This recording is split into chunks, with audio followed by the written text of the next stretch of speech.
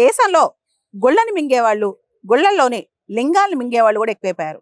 పాపం పుణ్యం పక్కన పెట్టి దేవుడి సొమ్ము కూడా కాజేసేవాళ్ళు పెరిగిపోయారు. రీసెంట్గా శబరిమలలో కూడా ఇలాంటి ఎపిసోడ్ ఒకటి జరుగుతోంది. శబరిమల అయ్యప్ప టెంపుల్ మనందరూ తెలుసు, దేశవ్యాప్తంగా చాలా పాపులర్. చాలా మంది అయ్యప్ప భక్తులు ఉంటారు. శబరిమల అయ్యప్ప విగ్రహాలకు సంబంధించి, అయ్యప్ప దేవాలయంలోని విగ్రహాలకు సంబంధించి బంగారు తాపడంలో చాలా డిస్క్రిపెన్సీస్ వచ్చాయంట.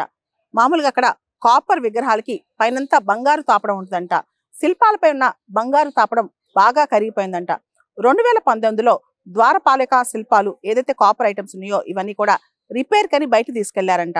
దాదాపు 42.8 కేజీలు ఉన్న ఈ విగ్రహాలు తిరిగి వచ్చేసరికి 38.25 కేజీలు మాత్రమే ఉన్నాయంట.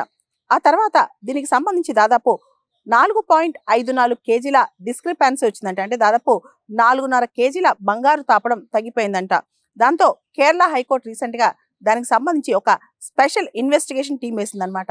దీనిలో ఉన్నికృష్ణన్ పొట్టి అనే వ్యాపారవేత్త దీనికి సంబంధించి చాలా ఫాల్ట్స్ చేసినట్టు కూడా తెలుస్తోంది. ముఖ్యంగా ట్రావెన్కోర్ దేవస్వం బోర్డు ఏదైతే ఉందో వాళ్ళు దీనికి సంబంధించి చాలా అవకతవకలకు పాల్పడ్డారని కూడా ఆరోపణలు వస్తున్నాయి అన్నమాట.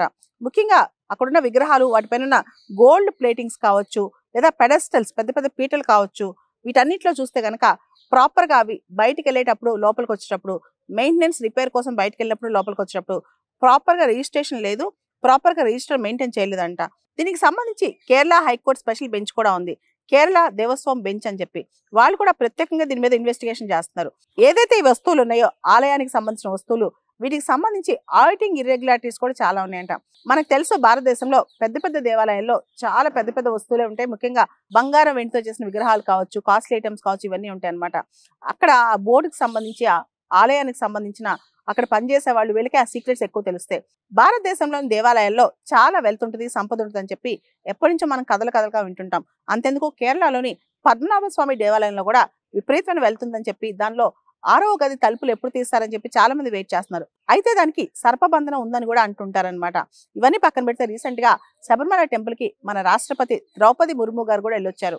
మనందరూ తెలుసు, young Indian lawyers association versus state of Kerala, దాన్నే శబరిమల కేసు అని కూడా అంటాం. ఉమెన్ ఆఫ్ ఆల్ ఏజెస్, అన్ని వయసులో ఉన్న మహిళలు కూడా శబరిమల టెంపుల్లోకి ఎంటర్ అవ్వచ్చు అని చెప్పి ఆ కేసులో జడ్జిమెంట్ వచ్చిందనమాట. శబరిమల టెంపుల్ ఎప్పుడు వార్తలో ఉంటుంది. ప్రస్తుతం మాత్రం ఈ వార్త అనేది, అంటే ఏదైతే శబరిమల టెంపుల్లో వాల్యుబుల్స్ ఉన్నాయో, దానికి సంబంధించిన గోల్డ్ డిస్క్రిపెన్సీస్ ఉన్నాయో, వీటి గురించి కాస్త కథనాలు బాగా వినిపిస్తున్నాయి. దీనికి సంబంధించి కేరళ హైకోర్టు కూడా ఈ కేసును సీరియస్ గా తీసుకుని ప్రతి 2 వారాలకి రిపోర్ట్ ఇవ్వమని చెప్పి కూడా కేరళ దేవస్వం బోర్డుని ఆదేశించింది.